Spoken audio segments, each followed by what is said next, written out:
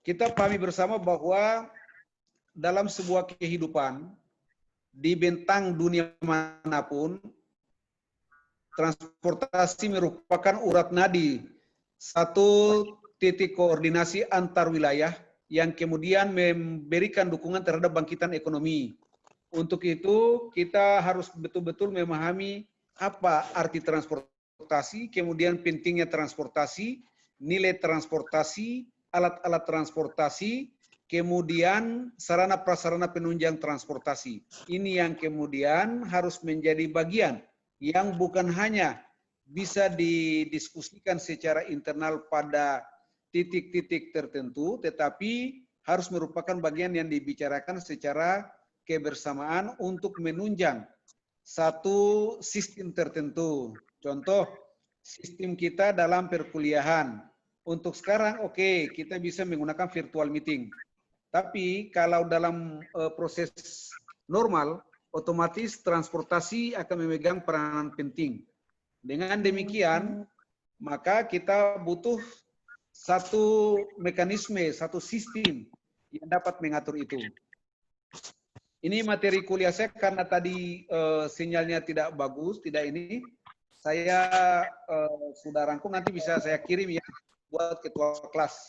Kemudian kita memahami apa itu transportasi, ya. Kemudian kita juga harus mengerti bahwa karakter transportasi seperti apa. Ya. Kemudian ruang yang diperuntukkan untuk mengatur tata transportasi. Dan yang paling penting adalah kebutuhan-kebutuhan untuk aktivitas mereka dalam menunjang transportasi. Sehingga transportasi yang baik adalah transportasi yang berpikir tentang bagaimana pelayanan terhadap manusia, orang ya, angkutan orang, barang dan jasa. Kemudian transportasi yang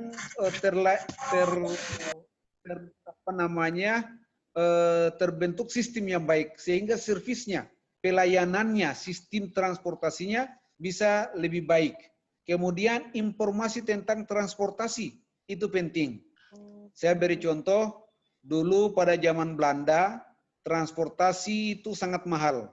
Kemahalan transportasi itu bisa disiasati dengan melakukan koordinasi dengan pimpinan daerah setempat, di mana 1 bulan itu kapal di zaman Belanda itu misalnya kita tentukan Buru Selatan.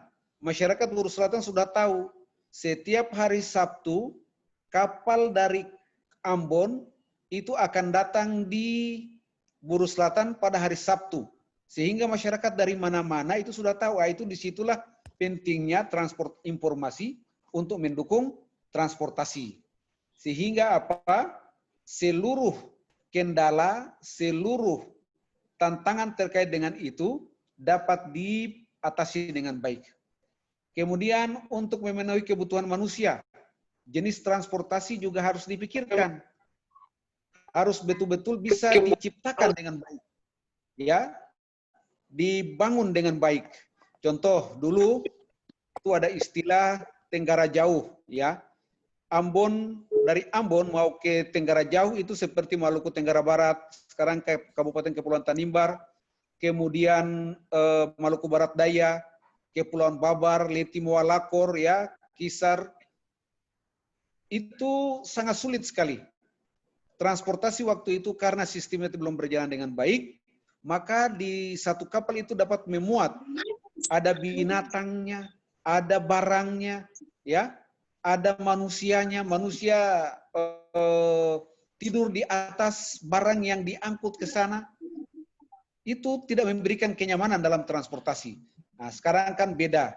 Ya, ada Sabuk Nusantara, ada kapal cepat yang melayari wilayah itu, ada penerbangan yang bisa dimanfaatkan, sehingga transportasi yang dibangun itu disesuaikan dengan kebutuhan manusia.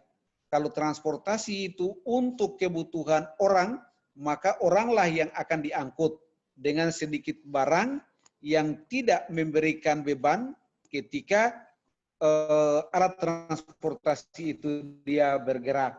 Kemudian untuk memenuhi kebutuhan-kebutuhan lain, contoh seperti pertambangan, ya, misalnya penambangan batu bara di Kalimantan Utara atau di daerah Kalimantan Timur, maka alat transportasi yang disediakan adalah berupa tongkang, ya, sama dengan alat untuk menangkap ikan atau untuk menjual ikan, ya, mobil pick up yang kemudian disiasati dengan diangkut ikannya di tetap supaya jangan basah merusak mobil, itu diangkut dengan box-box yang diangkut di dalam mobil untuk dibawa ke pasar. Nah, itu mekanisme atau jenis transportasi yang kemudian bisa nantinya memberikan dukungan terhadap ekonomi.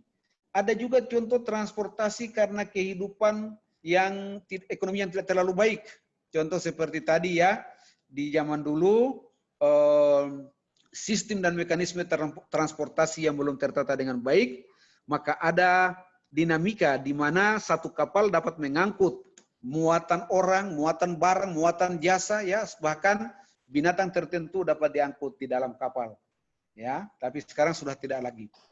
Terkait dengan itu, maka berbagai jenis transportasi yang mendunia secara internasional itu juga sudah didesain dengan baik. Misalnya transportasi untuk kargo, kapal-kapal besar, pengangkutan mobil, pengangkutan kontainer, di dalam kontainer ada macam-macam di situ. Ya, ada produk-produk yang didapatkan dari wilayah tertentu yang kemudian diangkut ke pasar melalui laut. Ya, sekarang juga ada jenis kapal generasi ke-7 seperti kapal laut, ya, muatan-muatan kargo besar yang sekali mengangkut itu barang yang dapat dipakai bertahun-tahun. Kemudian alat-alat pengeboran minyak, ya, itu juga dapat diangkut melalui kapal-kapal besar. Kemudian transportasi secara internasional yang saya sampaikan tadi, yang saya katakan tadi, itu juga sudah didesain sedemikian rupa sehingga misalnya untuk transportasi dengan waktu yang cepat, ada pesawat yang didesain untuk bisa menempuh yang dulunya dengan kapal dapat ditempuh berbulan-bulan, sekarang hanya 6 jam. Misalnya untuk jemaah haji, ya, untuk yang beragama Islam, yang mau berumrah atau melaksanakan ibadah haji di Mekah, atau untuk teman-teman saudara-saudara kita yang Kristen mau berkunjung ke Bethlehem, juga dapat menggunakan alat transportasi udara dengan lebih nyaman. Nah, kalau dulu di bawah tahun 80-an, itu dengan kapal yang dapat berlayar selama 6 bulan, sungguh belum memberikan dukungan terhadap dinamika transportasi yang baik. Tapi sekarang konektivitas transportasi internasional sudah ditetapkan hub-hubnya untuk nanti mendukung perdagangan internasional. Seperti Singapura menjadi hub untuk perdagangan antara Asia dan Eropa, ya, kemudian Asia dan Amerika. Titik-titik hub semacam itulah yang kemudian memberikan keuntungan secara ekonomi pada negara-negara tertentu.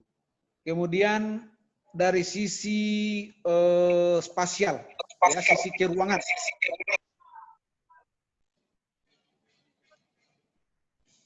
Halo, ini kok mau di closing ini?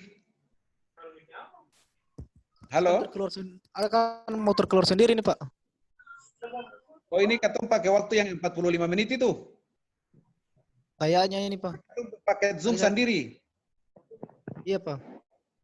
Ya? Ini kayak atau tadi keluar sama-sama lo baru masuk lagi?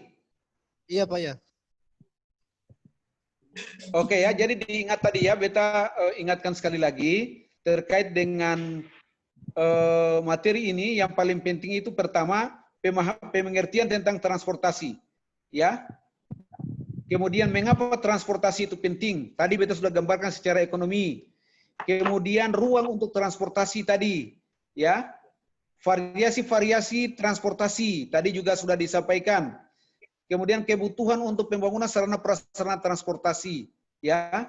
Kemudian kebutuhan manusia dan kebutuhan perdagangan yang mendukung transportasi itu sendiri. Dan sistem transportasi yang baik untuk mengangkut kebutuhan manusia, memberikan pelayanan dan sistem informasi yang baik, ya, sehingga meminimalisir kebutuhan-kebutuhan kita untuk nantinya memberikan dukungan terhadap keberhasilan dalam sebuah proses transportasi. Nah, itu poin-poinnya di situ. Ya.